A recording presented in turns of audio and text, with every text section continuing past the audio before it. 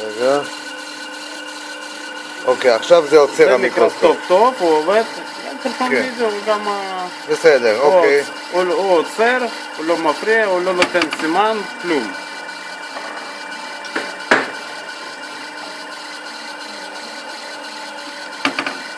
הכל חלק נקי, אין שריטות. עכשיו מחליפים קרסום. זה מה שאני הבאתי עכשיו. חדש.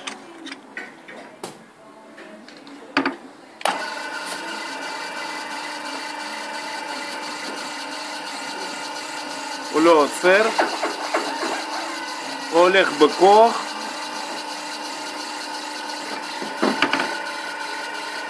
דבר ראשון, נשאר סימן גם בחלק וגם פה הוא עקום. הוא נתפס. הוא זורק, הקרסום זורק. השקן רוקד. וחלק כמובן נפסל בגלל סיבובים שהוא לא עוצר. תעשה עוד אחד.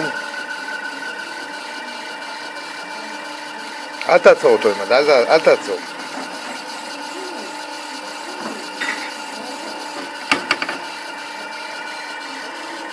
כן, הסימן הזה